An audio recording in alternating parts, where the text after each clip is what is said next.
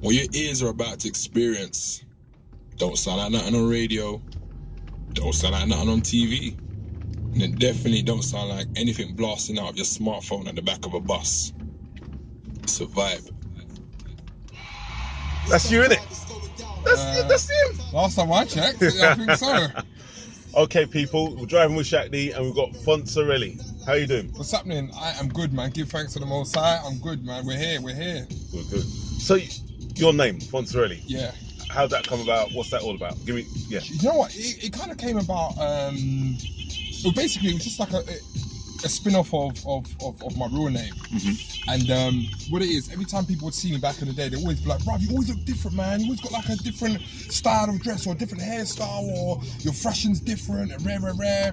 And then people just started calling me like Fontz, like, because obviously like the whole computer thing, different characters, etc. Oh, so, yes. Okay. So initially it was Fontz. Yeah. And then like obviously people was like, yeah, man. People just always labeled me the cool guy, innit? You know what I mean? So obviously we know Happy Days, Fontzerelli. I was gonna say that because I'm thinking Fontzerelli, and I'm just like, I don't know if he knows that program. Like, I don't know how old you are, but yeah. So I'm not gonna ask you your age, but yeah. So, okay. Yeah, so that's what it is. So it was just really a little over time, you know what I mean? The name, you just play on it and then you just add a little something and then here we are. Hey. Okie dokie. Yeah. So how long have you been doing what you've been doing?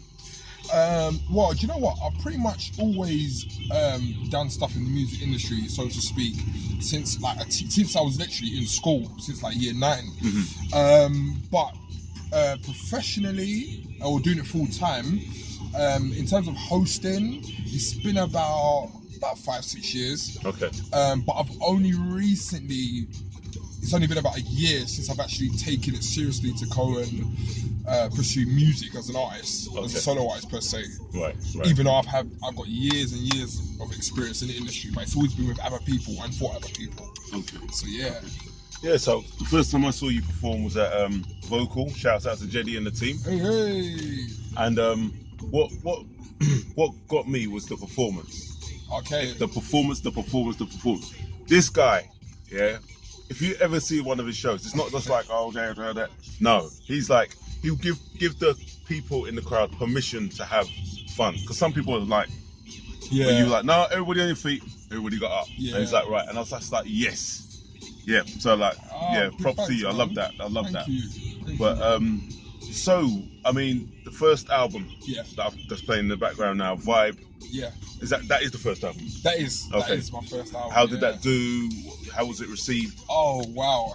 Do you know what? I have to say big shout out to all the people, and I mean all the people, literally like worldwide, who gravitated towards this project, because let me tell you something, bro. I created this album just on a whim. It was because I was gigging up and down the country, and I was introducing artists and people and listening to music day in, day out, and I was just not hearing what I liked hearing or wanted to hear. So I said, you know what, you can't sit on the sideline and be bitter and sour, like, you know what I mean? Go make your own music then. Go make what you want to hear. So I kind of did that, hooked back up with my my music partner, who I used to be in a group with, actually. And we just literally just vibed out. Literally, like, vibed out, just did what we did. I wasn't trying to make something that, you know, people were super catchy and trying to get in the charts or radio would spin. I just did what I was doing. And then initially it was going to be a mixtape. Then I thought, okay, maybe an EP. Then as I was going on and writing and recording, I was like, yo, this is not a mixtape or an EP. So it just kind of like naturally drafted into an album. Okay.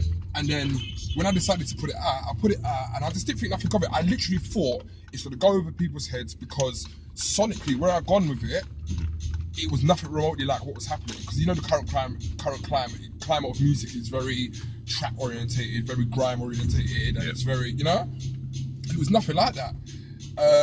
Because I'd like to say that a lot of the stuff you do, I'd label it as conscious stuff. Even going down the whole, you know what I mean, conscious road, you know, and for me, I like to call it just reflection music or reality rap. Do you know what I mean? And that was one of the other things as well. You know, don't get me wrong, I'm not always 24/7 trying to bash people in the head with, you know, righteousness and consciousness. However, you know, like, people, there's really not much of that out there. Do you know what I mean? A lot of it is very kind of like just fickle and paper thin. Like there's no substance. Yeah. You know what I mean? So I try to mix it up and give people a good time, a party time. Yeah. You know, give them a bit of substance and bits and pieces. So I proper thought it would go with people's head. And when I saw it was sticking and connecting, I was like, maybe people are just being nice and they're being kind because Fonz is a cool guy, innit? Yeah. But then I started seeing man, woman, cat, child, dog, cat, pigeon, guy. I was like, whoa.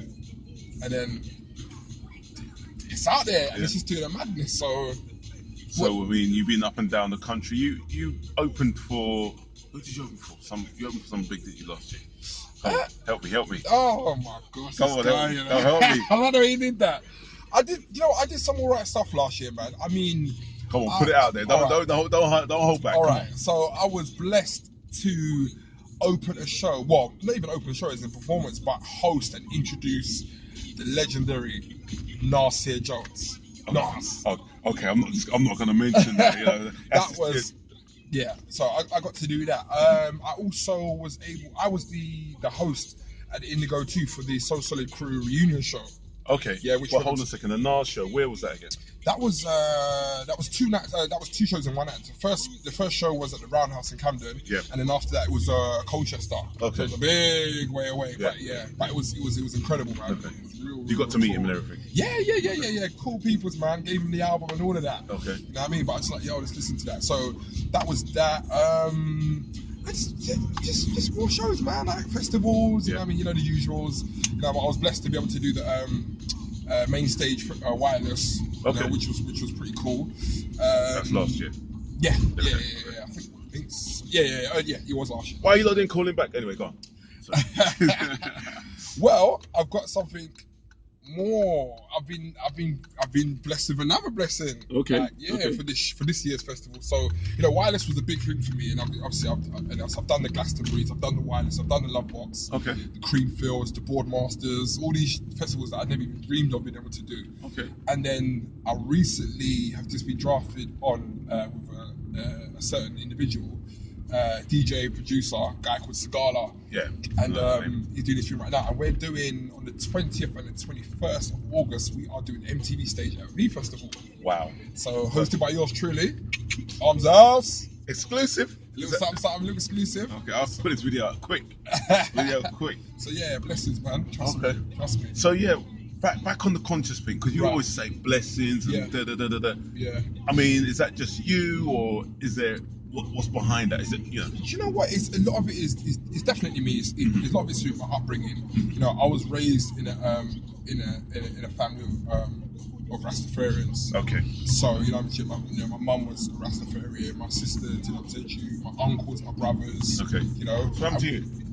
Well, you cut it off. You never heard a tune by Morgan Heritage. Morgan Heritage. Yes, I know it. I know the tune. To be Rast. All right. Okay. That's in your art. Yeah. But even in one of my lyrics, I say, I used to pay a tenner for the box cut. Now I rock my stuff nappy like I'm locked up. Yeah. I'm militant like Peter Tosh, cuz. And this black soap's only time I'm washed up. So I embody the, the culture and the essence is there, What's your background? Jamaican? No. Jamaican Guyanese. See, that, I knew what the connection was as well because both my parents are Guyanese. Oh, see it there? Yeah. So, all right, banner. You ain't telling you? I was going to cuss, but I thought, no, I don't cuss, because they like the S word. But anyway, move on. Man, you're scunt. Yeah. Some people will be like, what are they going on about? But anyways, other people will know. Okay. Yeah. Cool. All right. That's that, man. So I recently saw you perform, and there's always a moment. There's always a moment for me, and the track "Back to Ghana." Boom! In my head, I sat there. I listened. I'm listening.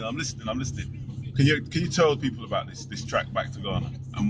Yeah. "Back to Ghana" is, once again, and I keep doing it, man. But you know what? I'm gonna just keep moving in that zone. I constantly find myself writing a song that is just a bit personal, or just something that I'm just venting off of. And I always just think, okay, this is something that I would like.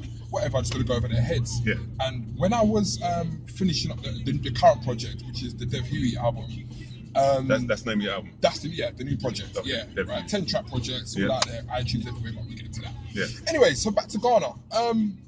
I was inspired literally by my barber.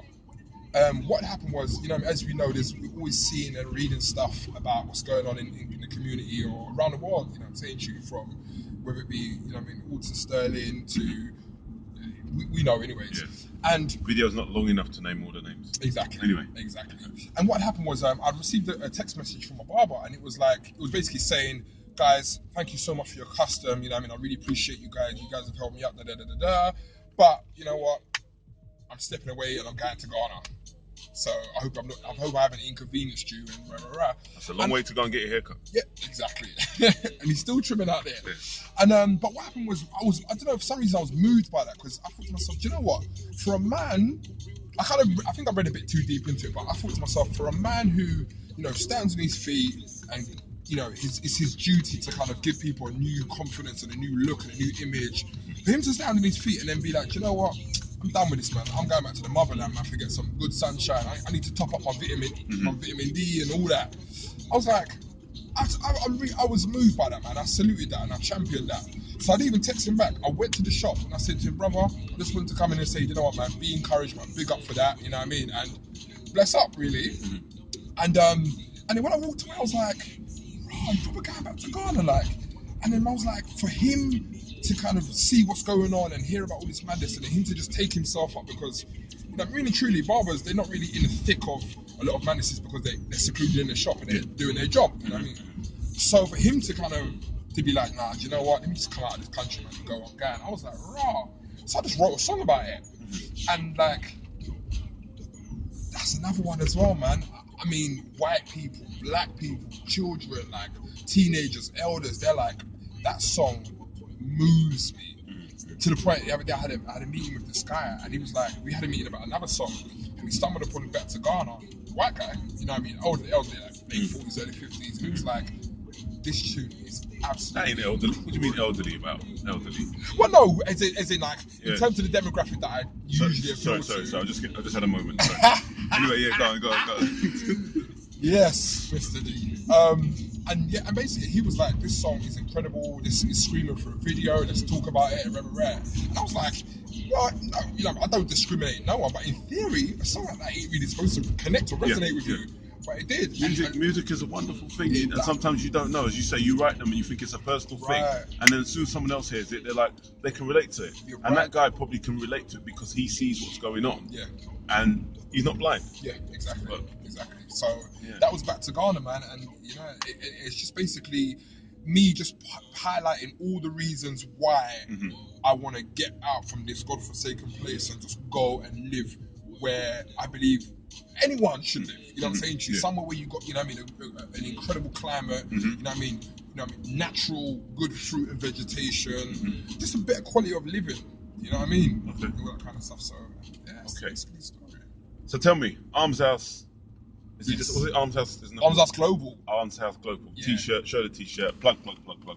I asked him for a T-shirt, but I don't know if I can get one because I'm not in it. He doesn't even realise, like, his T-shirt, sit down and park up. I'm not in it. His T-shirt, listen, you know why? Because shout out to my brother Chris James, who's in Arms House. He was like, yo, tell Shaq D. When I told him I was linking you, he's like, oh, that guy. He's been telling him I got his T-shirt park up. Oh, okay. Right? Come on, man. I just keep the way the T-shirt's cut and everything. Yeah, So tell the people what this is all about. Arms House Global is basically a collective of 5 singer-songwriters, producers, instrumentalists, DJs. You know what I'm saying? And what we do is we organically came together. We all know each other. We kind of work with each other. Not kind of, we do work with each other. And we do just like a lot of music for ourselves and for other artists. So we songwrite, we top line, we just create like, give people a sound, that kind of stuff. We do bookings and DJing, the hosting stuff, production. So it's kind of like a one-stop shop for whatever you need musically. Cool. And some. And you've got nice T-shirts. And we've got some cool T-shirts. Are you going to be selling them? Yes. Okay. Yes. Okay. Definitely. So when I bust mine and people see it, then I can say to them, right, you can come there and buy it. But you have to be like, yo, I done had my Arms Off T-shirt from one day. Yeah, I'll be telling. Yeah, I was the 6th person to get one.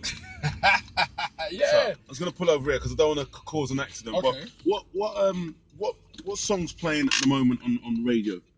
I'll have to speak to people on my radio station because we need to be playing it. Okay. Well, at the moment, I've got a single. There you go. There's the Fontzerelli. Okay. I got a single that's kind of... Plug it, man. Plug everything. Yeah, it's doing its thing right now. It's called Hipster Chick, Mm-hmm. produced by 1/5 of one of the members from Arms House, The Craft. Mm-hmm. And it's doing its thing, man. Like, I mean, Manny Norte, salute to him. He's been plugging it on Capital Extra. Mm-hmm. Shorty Blitz has been plugging it crazy on Kiss 100. And you said you know Big Ted.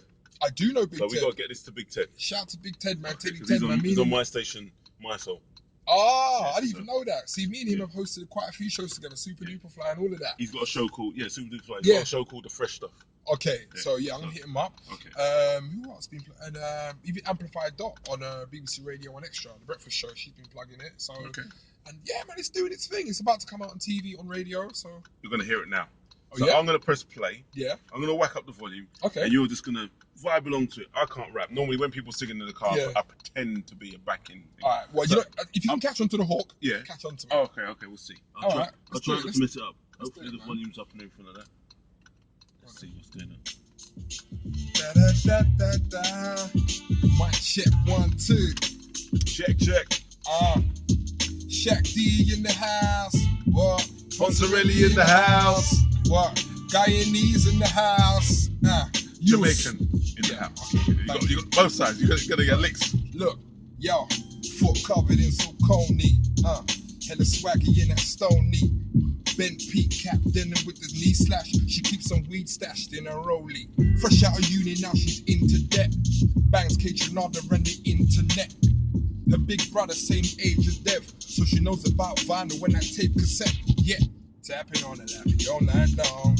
Knows what's popping from the online blogs.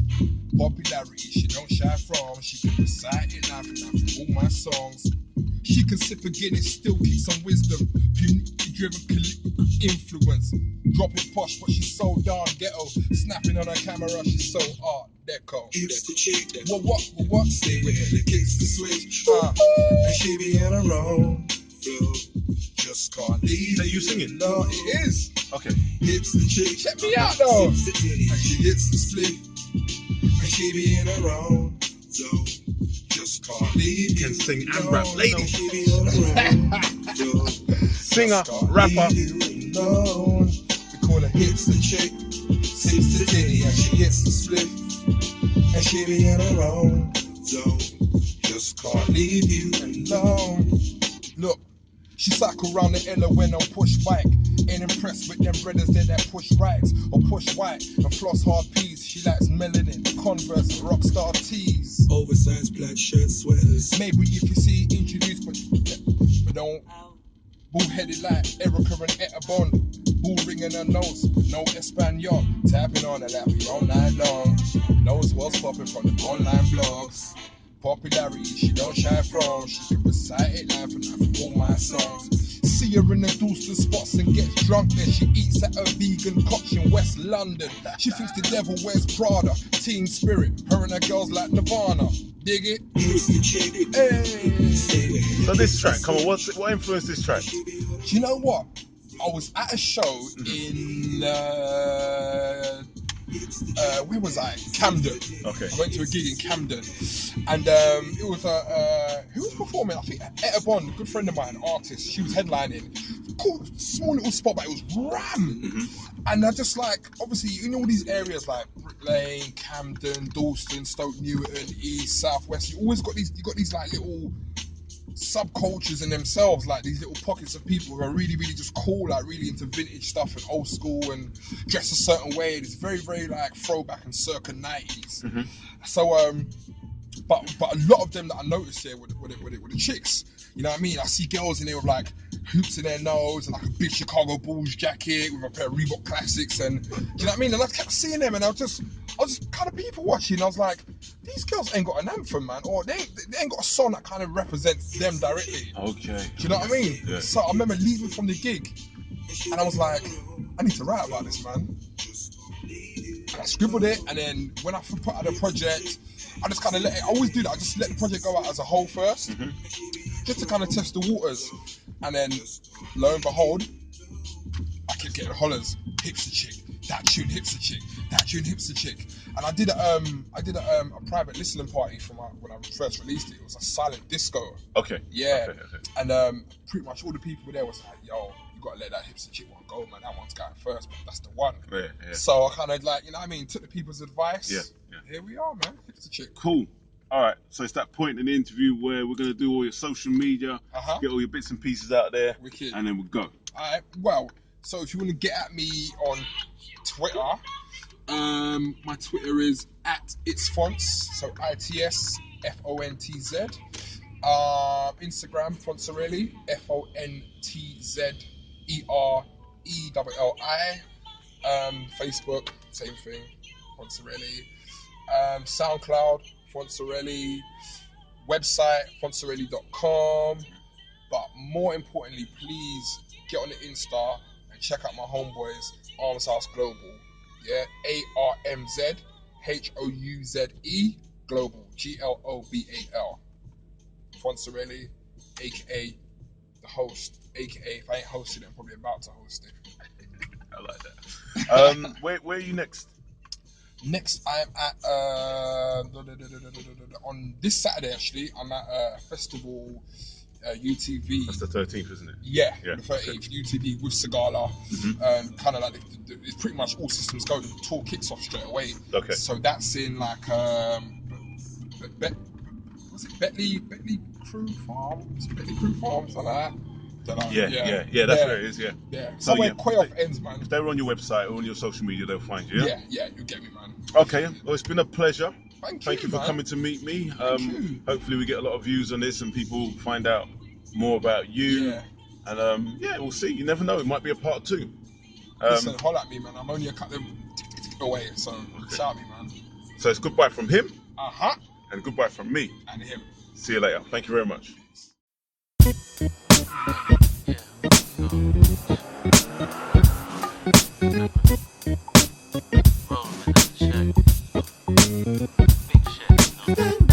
Shaq D. Oh yeah. Shaq D. Yes sir.